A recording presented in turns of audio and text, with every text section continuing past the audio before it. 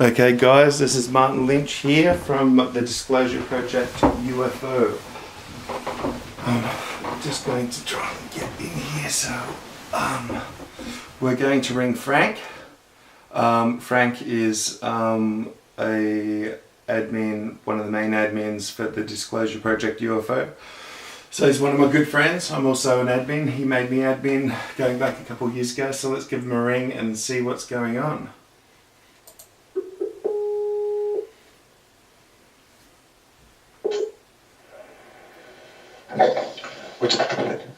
Hey Frank, how you doing?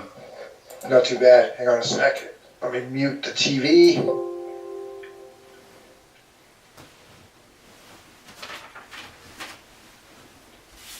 Come on. There it is. Okay. TV's muted, ready to go. What do you got? Okay, cool. So I've just started the movie and said that we're both admins for the Disclosure Project UFO on Facebook. Yep. Yeah, so we've been thinking about making a radio show, so we're going to give it a go. So I've got some questions for you, Frank. But is there anything? Okay, sounds good. Okay. How do you think the ETs think? And if you've given it much thought, what do you think they think about? A little bit. Obviously, they're the ones who are deciding not to be completely open. They aren't landing on the White House lawn. They aren't doing things like that. So that is part of their plan to stay ambiguous. Yep. So that is part of it. And I also think they have a sense of humor. Yeah, absolutely. Beyond that, I can't say. Obviously, there's no evidence that I can see for any harmful intentions. Yep. Yep. So that's about it. Beyond that, and even what I'm saying is speculation. Yeah. Yeah. Simple speculation. Yeah. Beyond that, just speculation. Yep. So, can you branch off more about that? How you think, what their sense of humor would be like, and what? Well, I think when you play cat and mouse and chase games with high-end military aircraft, you do have a little bit of a sense of humor. Yep. Yep. I think that's the evidence for that. Yep. Yep. Cool. Yeah, just the other week I was outside and I made contact by saying that I was a bit of a girl. But in context to being a bit of a girl was that my star sign's a Cancerian and I'm a bit of a mother and I'm a bit touchy, a bit sensitive. But they do have a sense of humour and sort of the craft appeared just as I had the thought and said it out loud, and by the time I'd finished saying it out loud, it had disappeared. But yeah, I made contact tonight.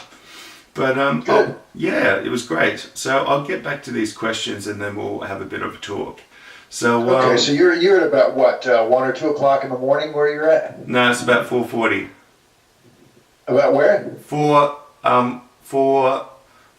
20 to 5 in the morning.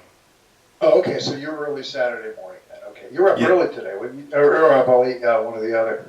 Yeah, I went to bed reasonably sort of late, but I got up because I just wanted to get on because I'd made contact. So I'd made contact at the start of the night. Went to sleep and got on and so that's why I just thought I'd ring you up. But next question. What do you think the ETs want us to do or see happen to us? I think, I certainly hope that they could be, they could just not care. It just could be sit back, watch, learn, entertain themselves, and not really care that much one way or the other. But I hope that they're rooting for us. I think that we do have some things to straighten away and eliminate some of these old ideas like wars and things like that. We got to get that straightened away. Yep. And I'm hoping that they're rooting for us to get that done, but I don't know that for sure. Yep. Do you find from making contact that you have more sort of insight to more sort of like gut instinct to this is what I think, but this feels like this is how it is? Well, I tend to believe less, but I'm open-minded to a little bit more. Yep. Yep. Yep. I only asked that because from making contact, I've had a lot of flash bulbs and sort of been thought of some really good ideas, and Yeah, and that's exactly right. That's why I think it's a worthwhile process. I wouldn't say that I believed that I have, but I definitely have tried. Let's put it that way. Yep. Cool. Excellent. How do you see the ET and UFO scene, and is everyone getting into contact? And if not, why not?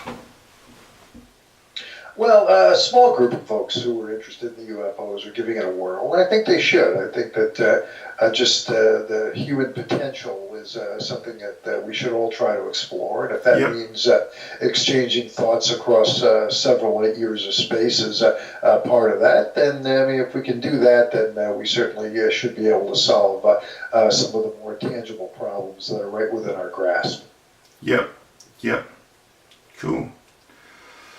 Yes, definitely. We've got to step up to the mark and see our full potential. And as with social conditioning and stuff like that, if we do something really good, or we get told that we're this or we're that, we're not even seeing 1% of our full potential. So we've really got to start sort of setting the standard and stepping up and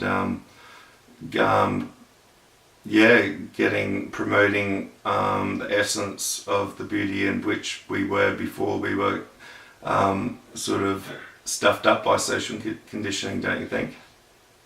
Yeah, and some people just have never cared about that, and those have been the people who I think have moved us forward.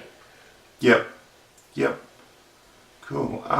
Just somebody like Tesla as an example. Others, I'm sure. He would be an example of that type. Einstein certainly would be another. Those would be two guys who would immediately come to mind, and obviously there are lots of others. But each and every Einstein, each and every one of us, we can move things forward in our own little way. Yep. So you think those two guys in your mind are the people that sort of like had a real grip of what it was about, that you think is kind of lacking in today's science? Well, the results kind of speak for themselves, and they both have been, in their writings, reasonably open in terms of using tools that go beyond just, let's say, perspiration. They've sort of looked outside, used some outside the box tools in terms of opening their minds and trying to solve problems. Okay, yeah, cool. Einstein with his thought experiments, Tesla was pretty open about again using those kind of mental tools that just go beyond working in the lab. Yeah, well, I remember hearing Nikola Tesla said that delta waves work between like 4 or 6 hertz or something like that, and he said that if you created a machine to be able to give off those hertz, that you could actually manipulate what people think and feel. Well, I don't necessarily want to manipulate what people feel, but those you can download software that'll do that kind of thing for you and generate tones that'll stay in that range or above that range or below that range, or pick a real specific frequency within that range. You can do that. Those kind of things are available, and I play around with them and I like them. Oh, cool. So, what ones would you recommend for myself and the viewers out there on YouTube? Is a little program where you can do that kind of thing, generate binaural beats and pink noise and things like that, spelled GNAURAL. I should be able to find that pretty easy. It's a free download. Okay, excellent. Software is not difficult to use at all. Highly recommended. At least give it a shot. No, excellent. I definitely like doing that, because I like putting on some music to relax sometimes when I've made contact and just relax, but sometimes I need something new. But sometimes music, sometimes just sound frequencies, Yeah, definitely. And another thing that I was talking to my partner was that we'd been having a bit of a hard time about stuff, and I was saying that I read that we get programmed by frequency and words, and that all the time people around you are programming you by saying, they're not happy with this, or, you haven't done a good job, or this, that, and everything, that where, we can tend to believe it or get ourselves down, and that, in the perfect, it's always the people that always speak their mind and put people down are always the wrong people, that you shouldn't take their advice. But I was just saying to her that, for me, that I've become really internal and started thinking about a lot of stuff. And when I go and meet some friends that I haven't seen for a while, I get sort of, what would you call, social awkwardness, because I've been so used to internalizing. And I was just saying that, sometimes you can get so lost in internalizing that if you start talking out loud, so sometimes I'll get lost in, like, I'll make contact and then I'll sort of start worrying about sort of thinking about them thinking about me, so I'll just start talking out loud and stuff like that, and really gets me back around, because sometimes when I do make contact, it's when I'm not conscious of them and thinking about what they're going to be thinking about, if that makes sense. Yeah, I think I'm pretty lucky in the sense that I do live. I've got some tremendous internet contacts. Being among them. We've never met face to face, but I am lucky enough to live in a fairly large metropolitan area where I have been able to make those contacts. Yes, excellent. Yes. Because Philadelphia is a large. It's one of the biggest cities in the U.S. and there is a lot of interest here.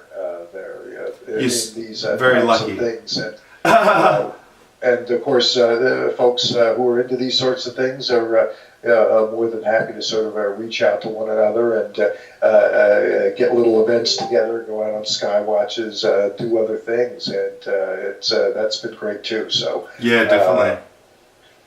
I don't know how it is in Tasmania. I don't know how well the population's built up and what kind of opportunities you have there for that kind of sort of face-to-face interaction. But I say keep trying, keep plugging.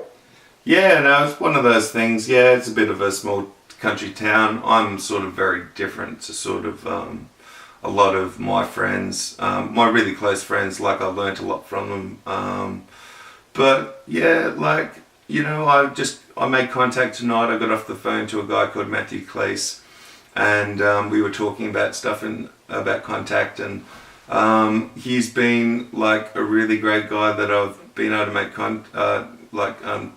make as a contact and a friend, and we've just been talking about how we can help the scene, and like sharing our ideas and stuff like that.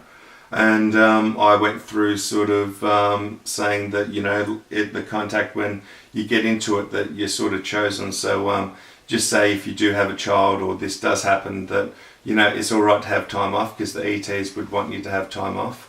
So I think the perfect thing is, it's like you sort of sign up for it or something, but they choose you, and because you're... But...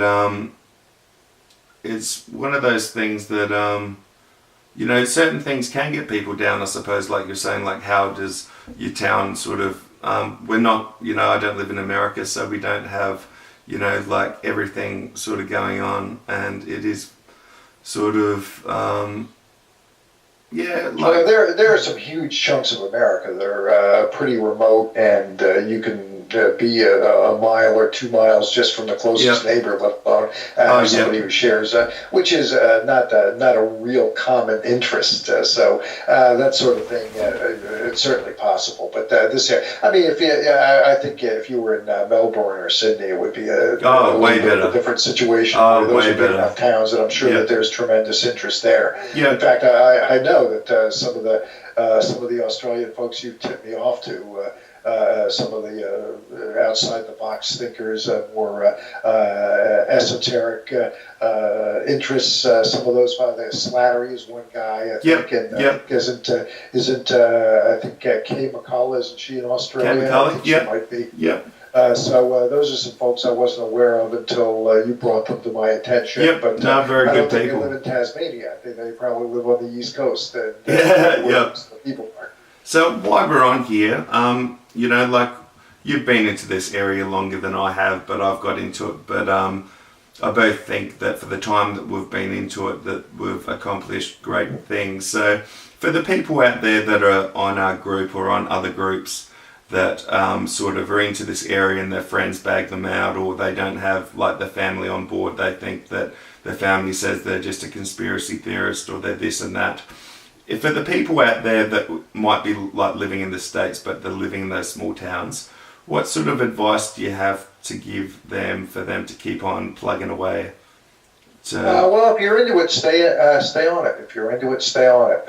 I don't stop strangers on the street and tell them that I'm into UFOs and ETs. But you got to learn from your mistakes. But I don't keep it a secret either. I think most people I know, people at work, if they know me well enough, it's going to come up sooner or later, and I don't hide it. But then again, I don't run around, like I say, stopping strangers. But if it comes up, it comes up. I mean, I don't hide it. And when I did first get into it, it was pretty much nuts and bolts, archival research, things like that. So, and people who do know me at least a little bit, but maybe didn't know about that, when I do mention it, well, generally, a lot of times you bring up the right information. The feedback is positive. Yeah. There have been other instances at work where other people have brought the subject up, and it's like, oh, really? Oh, okay. Well, that's interesting. Here's what I've got. You know, maybe they were twice. Gee, should I mention this? And you know, here I am chiming up and saying, oh yeah, I'm all about that. Cool. I'm all right with that. That's very good. So maybe it's a little reassuring for them. But if it comes up, it comes up. If it doesn't, it doesn't. Yep. Okay. I would say if you're into it, stay on it, and and network, you would. And you can share as much or as little as you want. Yep. Okay, I'm just going to have to, because it only goes for 20 minutes, I'm going to have to press record again. Well, this was a good quick 20 minutes. No, flew by. It's a bit close to it, but I don't want it to stretch over. So I've got a few more questions, but we'll keep on going. So just 1 second, Frank, and we'll pause it and we'll start up again. Right. Just 1 second. We are back again with Frank Stalter. I said your name correctly, didn't I, Frank? Yeah, you did. Yeah, because I stuffed it up before. I had a bit of dyslexia. I read it wrong. But okay, now we've had that thought, our thoughts on you know, people that, you know, because we don't live in the perfect world, and people that might be interested in the area. And yes, I think that's very good. And from what I can add to it is that try and make, you know, it's good to make contacts, and it's good to find people that you know, have the same morals and interests and sort of give it the same as you. And a lot of people that are in the ET contact are very nice. So I just think that everyone should keep on plugging away and make contacts and make friends and keep on going with it. So going out and sky watching is a good thing just for itself. On any clear night, you should see spacecraft, no matter what. Some of them are going to be our own satellites, but you're going to see spacecraft. Fun to spot. You see the night sky. You get more familiar with the constellations. Most any clear night, if you're out long enough, you're going to see at least one planet, maybe a couple, maybe even more. It's just a wonderful thing to do. Yeah, it is. And it makes me feel more closer to nature and more closer to my inner self. Absolutely. Going out there. So, you know, the more you're up there, the more you're looking, you will see odd things no matter what. But you know, you won't be fooled. You won't be one of those people who sees Venus and says, "Oh, that's a UFO." When you know, you should know it's Venus. You know, if you've got a little bit of experience behind you, you should recognize Venus. You should have a pretty good idea what it is and where it is and what it looks like. Yeah. So with people going out there under the night sky, for the people that don't know about consciousness and how ETs can interact with us, what would you tell everyone about consciousness and what you think? Well, that's kind of a tough question. Even some people are taking some pretty hard looks at it. entirely sure what it is, what it encompasses, where it begins, where it ends. So that might be a little bit too tough a question for me to answer right now. Okay, no, that's fine. I know my consciousness is me, and vice versa. So that's where it stands right now. Beyond that, I can't speak with any kind of expertise. Well, you answered a bit more than what I was. I was referring to the people that like ETs, how they can read our consciousness, like they've got the technology. So, what would you say to the people that are going out there and they go, "Oh, so Frank just told me and Marty just told me that they can read our consciousness"? Well, I think we've got those types of telepathic abilities. We just have a tendency not to use them well enough. Yep. So I think I'm kind of a big fan of actually drilling on them, almost like a sport. There are some online websites where you can go and it'll click a button and a picture will pop up. So, but what you do before the picture pops up, you try to draw what you think the picture is going to be, cool. and then run the picture. There are just little tests like that, and I kind of like the idea of drilling on it and repetition and things like that. Yeah, things cool. that you all know from your powerlifting and all that. Yeah, it's definitely. It's the same kind of thing. Awesome. And I think people should test a little bit more vigorously. What's that called? That part of themselves. I am a big believer in that, which I don't. I remember I ran that idea by somebody who was interested in this sort of thing, and also athletic at the same time. As a matter of fact, he's a high school football coach. He said, "Oh, I never thought about that. That's interesting. That's interesting." I don't know if you ever followed through with it, but I think more people should do that type of thing. Literally train on their sixth and maybe seventh and eighth and ninth senses. Yeah, definitely. Why not? Yep. And imagine if another sense is only purely just another, like, interpretation by consciousness of the entity. So, yeah, like, every sense, like, yeah, just infinite, just how many entities there's just sort of. But anyway, your thoughts on Greer.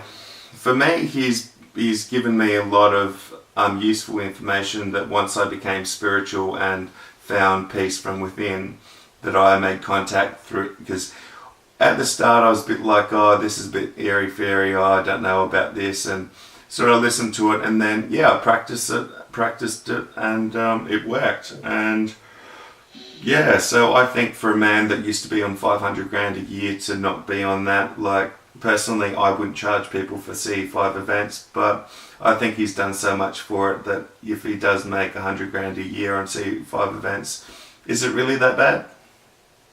Yeah, no, it's a world of financial realities. I don't know that I would myself lay out $2 or $3 grand or whatever it is he charges to go on one of his events.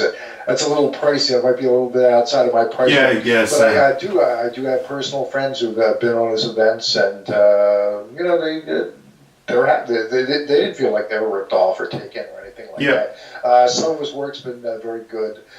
You can see for yourself at YouTube. He put together a tremendous collection of oral histories with various UFO witnesses and people who were in and around the scene. And it's very good. He's got some other good ideas. And again, he does get into that sort of human potential thing. There is also times where I think maybe he makes some claims that I'm highly skeptical of, and what would they be?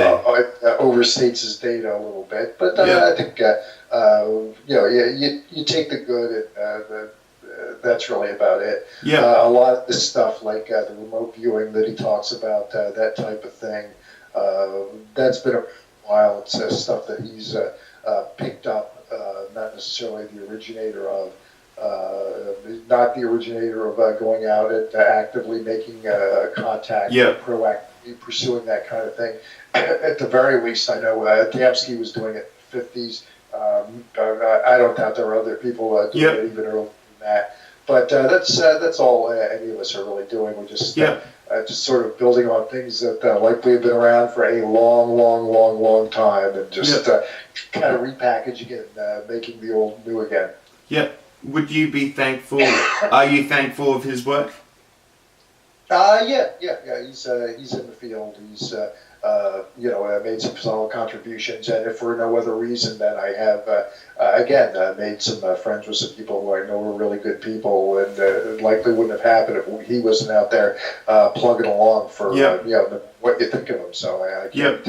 I likely wouldn't have crossed paths with you if it wasn't for him out there, bouncing around. And I think we initially made contact. It wasn't so much you were at the group asking around about folks interested in CE5, and I know one fellow who's very active in sort of databases, contacts, and so on. You were looking for some people in Australia, and I knew he knew about it, so I said, hey, contact this guy. He's the guy to talk to. Okay, geez, anywhere in the world, James, you know what I'm talking about. Yeah. And I think that was our first contact way back in the day. I don't know, 2 years ago, maybe more now.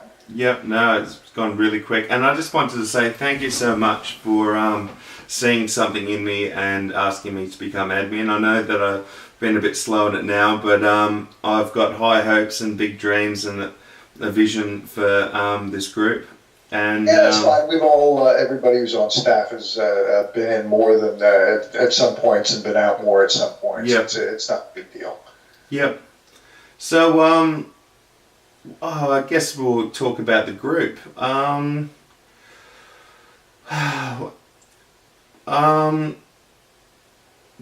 What sort of ideas do you have for the group, like for the radio station? Should we try and I would like to do that. I would absolutely like to do that. The software that I had downloaded, we had done some tests, you and I didn't like the quality of the sound, and I haven't heard the sound of this one yet either, so I want to give this a listen and make sure it's good enough to put out there, because I'll show it to you first. The sound quality on the tests that we did with the software that I had downloaded, I just didn't like it, so it kind of stopped there and other things came up. But I like the idea of having us do a podcast, no doubt about it. That would be a good next step for the group. Yeah, definitely. Okay, now I want you to have a think, and I'm going to put on some music, and you don't have to say it straight away, but it's to make it sound all dramatic. If you had to ponder about God and us and what we're in, like whether we're in a simulation or whether are we in could be okay, so I'll put this music on and you can talk at any one time and I'll talk over it. It only goes for 2.5 minutes, but we're going to have to wrap it up here, so okay. So yes, what are we in, Frank? Okay, I can't hear any music in the background. Should I be?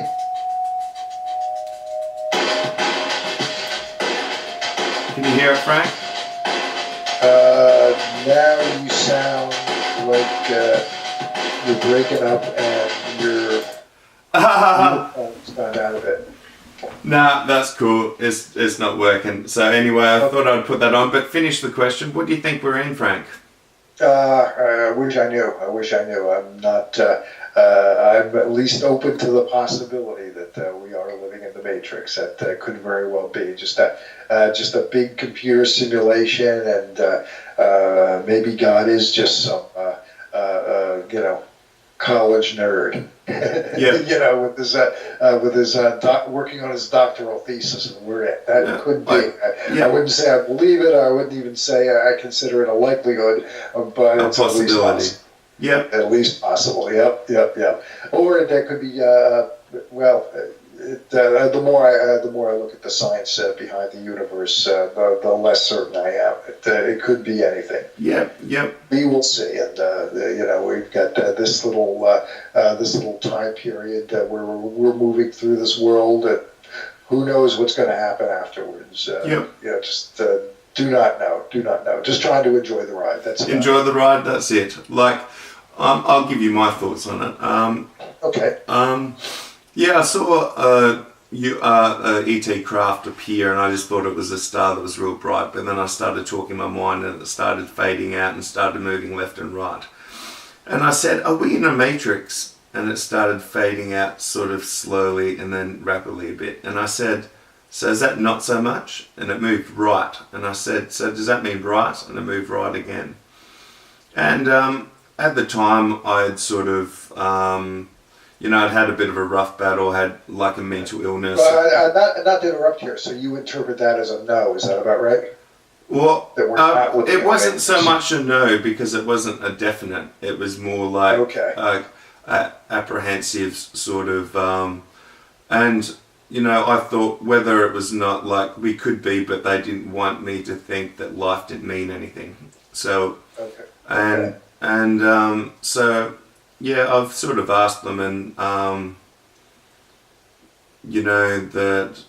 And they said, "Oh no, not this question again." No, this question again. Yeah. But I've made contact, and they're going to follow me around for the rest of my life, I believe, and that for me, I do a lot better when I'm not thinking about what they're thinking of me. I just find it more fluently, more flowing, and the whole sort of thinking about thinking is just does my head in. But so the question was like, are we in a matrix? And I've sort of sometimes I go into deep in thought, and I'll be down. Just again, not to interrupt, but just for your information, back when I was in my attempting to make contact days a few years back, that is one of the questions that I asked, and the sense that I got from it was very definitely not. That we are very, very strong now, and that we are living in a corporeal universe. It is what it is. Okay. And one thing that's great. That's great. And one thing I want to clarify now is, what would your definition of a matrix be? Because when we talk to extraterrestrials, like we might say a word, but it's our consciousness, and so I just want to get your definition of what you thought the Matrix would be. Like, is it like the movie, some sort of computerized simulation? And again, at the end of the day, it would still the code would still need to be written by somebody. Okay. So. Yep. No, that's totally fine. That just makes it more clearer in my mind to what what their interpret, like what their expression was, or what they did to make you feel like that. And that's great to know.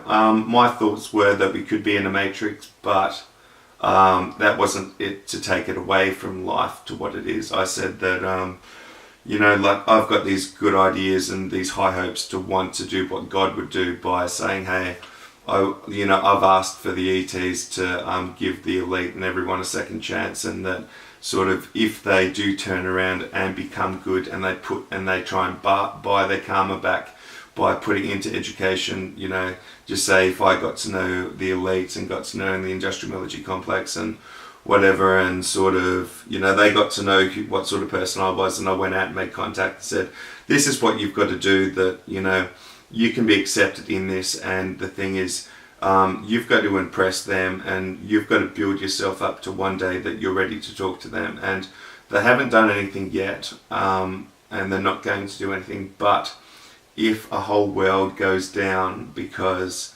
of you, then I don't know what's going to happen. And so... Well, if we are living in a matrix, it's the only one I've got, so I might as well make the best of it. Yep.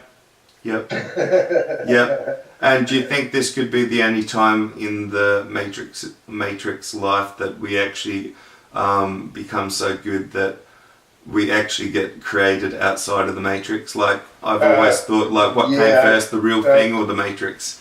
Like, was the Matrix? Not too sure about that. It could be a Matrix within a Matrix within a Matrix within, it could be all that too. Okay. I'm not real sure. Yeah, I think the whole ET question, the closer I look at this, it's an important piece, but it's just a piece of a much bigger puzzle. Yep. And it's tough to fit together because, remember when you, not like I don't put together jigsaw puzzles anymore, but I used to, where the trick was always to, you get the borders and the corners first, and then you fill in the middle. Yeah. We don't know where the borders and the corners are, so we can't do it that way, so it makes it tough. Yep.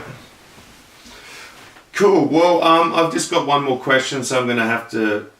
actually, did you mind extending it a bit longer to do an extra, say, 7 minutes? Yeah, sure, that's fine. Well, I got a 3-day weekend, so okay, excellent. I have all weekend. I can do 3 more days if you want. Excellent. Well, what we'll do is we'll get on to the next question.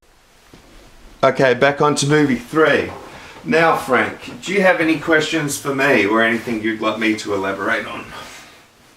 Well, I'm really curious about what your life is like down there in Tasmania. It is really fascinating to me. And I think it's, again, one of the great things about the field where all the barriers and distances seem to go away. Yeah. But still, I would like to see it. I've seen some of the photographs you take of your wife and your kid, and just when you're out and about, it just looks like another world. It looks like just a great place to. So I'm really fascinated by that. Oh, but that's such a nice thing to say coming from someone who lives in the States, because sometimes I wish that, I go, I wish I could live in America, because you could be anyone in America, I just if you could ever get up here, you should come. It's, definitely. It's a great place too, but I would like to see like yourself and got some of this group staff there over in England and other places in Europe and South America. Time and budget, kind of prevents me from doing it at will, but that doesn't mean it's not a goal. I would like to do it. And I think we should do that, and I think that we should team up, and there's people in the area that don't want to make any money out of it whatsoever or don't want to do anything, but when I see things that sort of work well, they either have an ongoing unlimited funding, or they're set up to provide a service or a product that is sustainable, that, for me, I'm not someone, I would like to do something on a higher sort of low margin, high turnover. So what I was thinking was like starting DJ events. That you were talking about doing the T-shirts too. I think that's I want to do the T-shirts as long as you too. got good designs and the shirts have a good look to them. I'm not great at like clothing design or anything like that. It's not my area. No, but you can think of slogans. We've talked about it. I know you got a little bit of crap from some people about trying to make a few bucks, but definitely that it's a world of financial realities. We've all got to bring in some dough to cover expenses, and I don't have any problem with that. But do you think that if, like, just say if I started talking to you and we started getting on the phone or Skype, like 2 or 3 times a week, and we started throwing around some ideas, we got some other people that were wanting to do something, and then we say, hey, we can create something here. We can at least claim a wage for our effort putting into it, and at the end of the at the end of the day, we all get to catch up and work on a project, and we help the scene. Like, that's just the podcast in and of itself. There are some people who make a nice chunk of dough just off podcasts. Maybe not UFO related podcasts and this type of thing, but they do it. They've got strong followings. They have sponsors. It's doable. Yep. So, how are we going to market it to get? And to what level, like when we're going to be doing it, what mindset of who are we going to be mindful when we do it?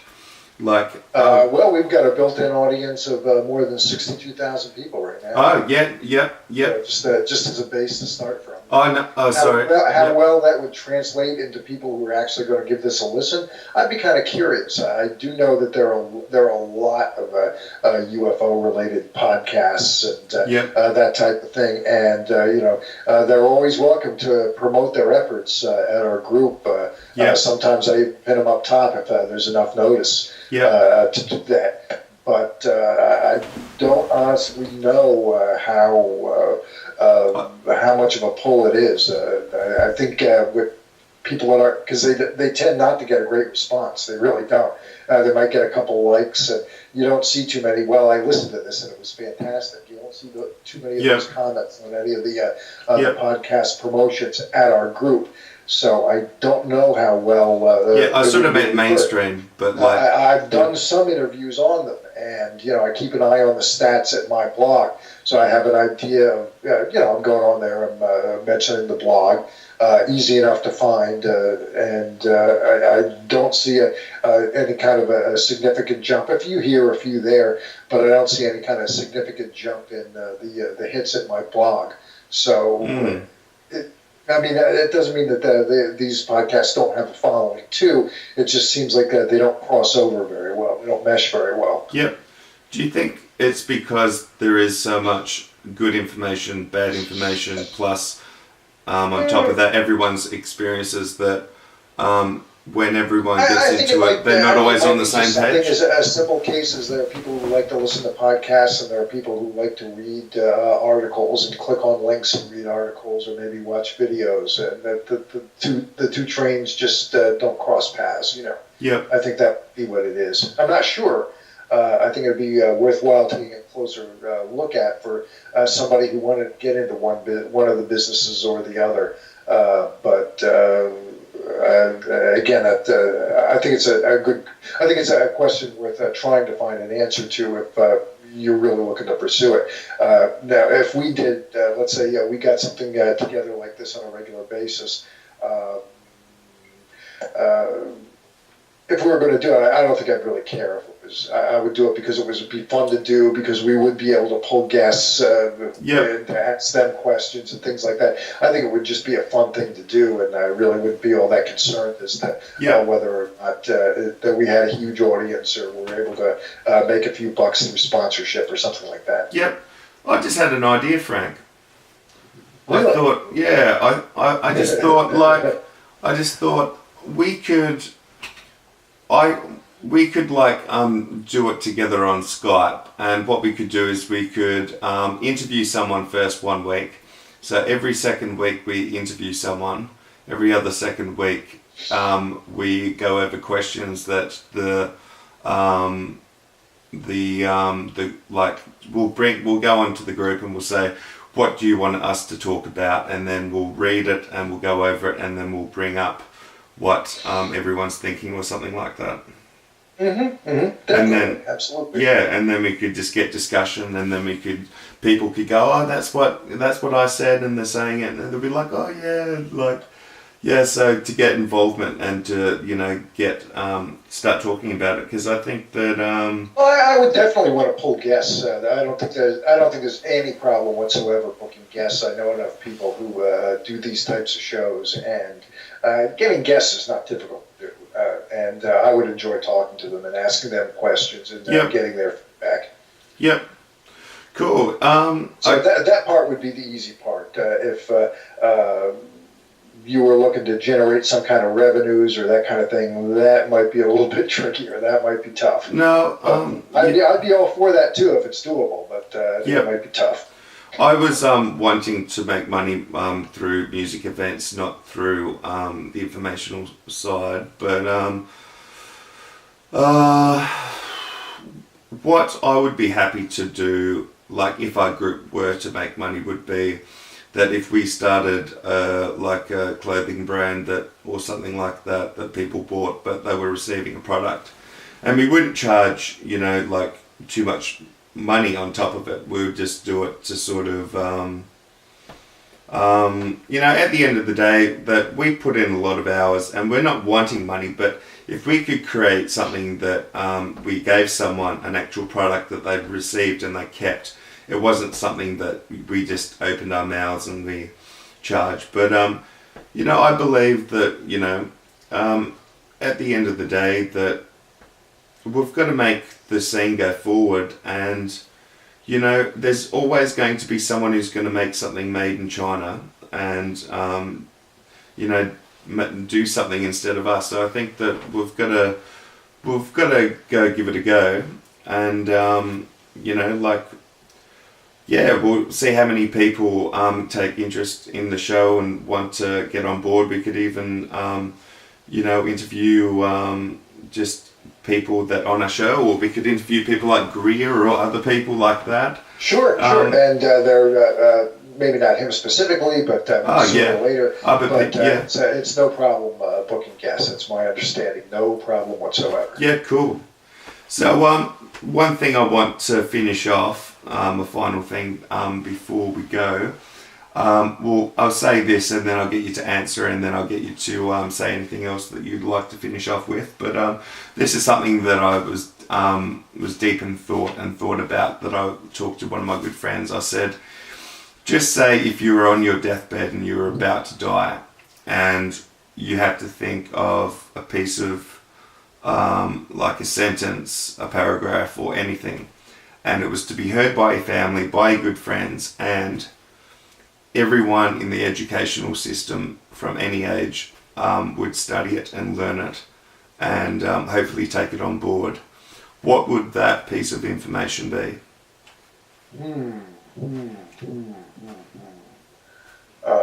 I would say just take care of your physical health more than anything else. I know you're interested in, I'm interested in too, a lot of the sort of new age, more esoteric type things, where you'll hear messages like, well, we're not really our bodies, we're just spirits, and so on and so forth. But don't neglect it. Now, as I'm approaching old age very, very rapidly, I felt a real decline there, and a lot of pains and discomfort from some old banging around that I did in my youth. And I know we talked about this at length privately, but my goal of goals is something as simple as I'm going to get rid of all of it, and I would say I'm like 98% of the way there. Oh, excellent! That's so good to hear, mate. Take care of your physical health. It will make a difference for you, I believe. Get yourself healthy. Take a look at things like yoga and exercise balls and inversion therapy. And it will mentally make you feel better, too. You broke up a little bit. Oh, it will mentally make you feel better, too. Yeah, you'll sleep better. You'll feel better. I think the mind is a real powerful thing, and you can do a lot of that on your own. And there are a lot of people, obviously, who are gotten a bad break, either genetically or they got banged up really bad through living through maybe an accident or something like that. Some things that you can't undo. But the further you can take that and keep your physical health up, I think a lot of those other things will follow along. You'll be able to take those other things that much further. Yeah, cool. Very good advice. And that is one thing that we do have to do. So what's your single rep max on that bench press these days, Martin? I haven't been going to the gym because I've been working 6 days a week, but... Oh, okay. What was it the last time you tried it? You're a big guy, you could bench 300, right?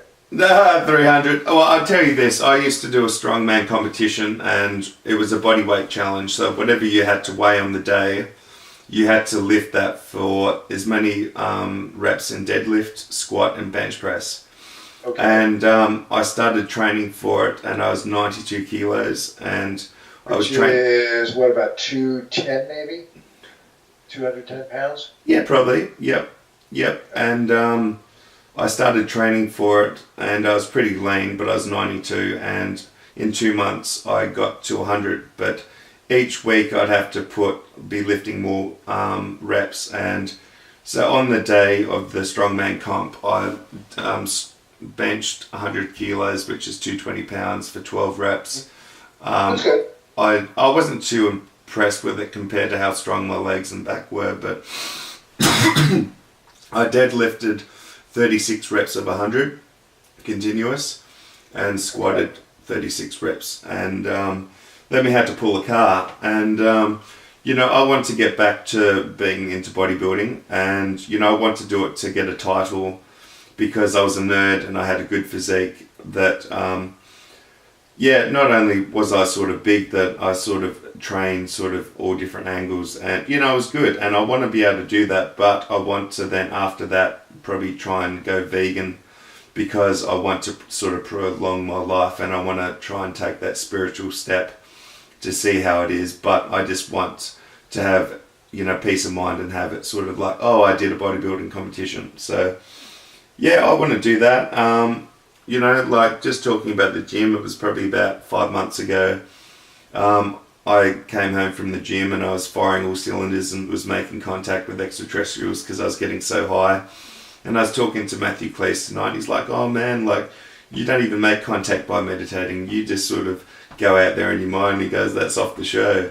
And I'm like, yeah, well, I could get pretty high and start thinking about some pretty high stuff. And I think that's like with them, that they think on that frequency all the time, like can do it, sort of real sort of optimistic and sort of like think of solutions, not problems, and look at how to handle it and deal with it instead of spend time sort of not doing it properly. And I think that that it is good for you to be able to to be able to get sort of that high in your mind, because with society and everything like that sort of can be a bit of a downer. If you turn on the news every morning or every night, you're going to be programmed by just awful stuff.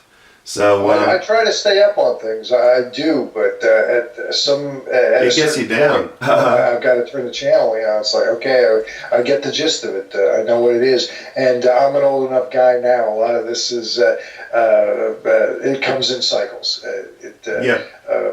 I've seen this show before. The characters are a little bit different. There are some variations, but I saw this show before. I saw the show 30 years ago or whatever. So I've seen it before. The same old scams, the same old lies. They're still getting run, and to a certain extent, I guess they're still working too, which is the sad part. Yep. So yeah.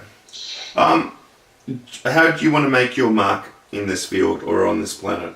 Have you thought about how, like you probably already have, and like with all the effort that you've done, but is there anything specifically that, you've say, I've got another 30, 40 years to live, what do I want to... Well, if all goes well, another 30 years will get me to 86, so that's 86. maybe you can get that, Frank. In those terms. But then again, who knows? It could change. I got into all this, at least the UFO end of this stuff, fairly late. I was in my very late 40s, almost 50. So it's never too late, never too early either. I would say just if something grabs you, go with it. You enjoy it. Obviously, it's productive and a positive thing. Go with it and go for it and take it as far as you can. Excellent. Well, thank you very much for being on the show today, Frank. Absolutely, yeah. I want to hear how the sound quality is. Definitely. Excellent. Well, we're not going to. We won't upload it if it's not good. It can just be our little practice, but we'll see how it is. Yep. It went well. The time flew by, and it did. I think just an hour or maybe a little bit less is perfect. Perfect timing. Okay. Well, I'll keep you on Skype. Right. I'll just turn off. Okay. Cheers, Frank. Thank you. Yeah, sure thing.